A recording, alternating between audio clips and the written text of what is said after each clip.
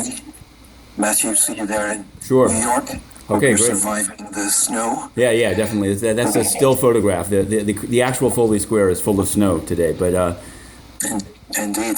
I wanted to ask you, and you may, in terms of Myanmar and recent developments in Myanmar, it seems that quite recently, just before the coup, that the IMF had given some $350 million or dedicated it toward it. And I'm wondering, what are your thoughts? First of all, what are the IMF's thoughts, obviously, on the coup? But also, generally, how does the IMF react when there's a change of government in this way, right after they've given money? Is there how can you assure that the money goes, for the intended purposes, that it doesn't actually support a now more military government?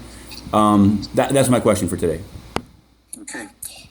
Thank you very much for that, Matthew. We are, of course, very concerned about the impact of recent events and what they could have on the people of Myanmar. And we're watching it very closely, of course, like the rest of the world.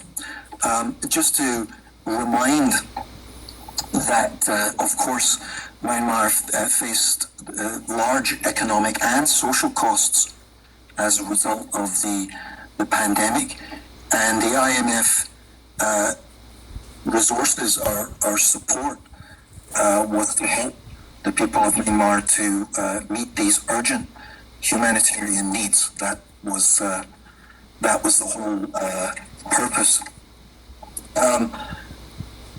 Again, just to set in context, the approval of this support was back in January by our board, and followed all standard procedures for this kind of emergency financing, the same as we've done for another 84 countries in this crisis, and standard safeguards in place regarding the resources, including the repayment schedule. And as I think you know, the IMF's record over 75 years on repayment and safeguarding of IMF resources is very clear.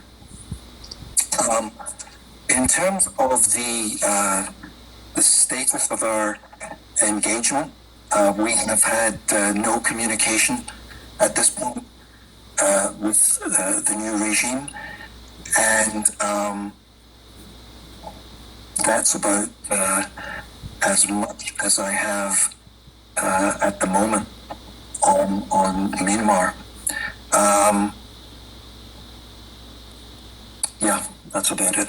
Okay, you may get follow-ups. We'll see. Thanks a lot. Okay. Thank you, Matthew. Yeah. Let me turn to, I see Liliana there, I think.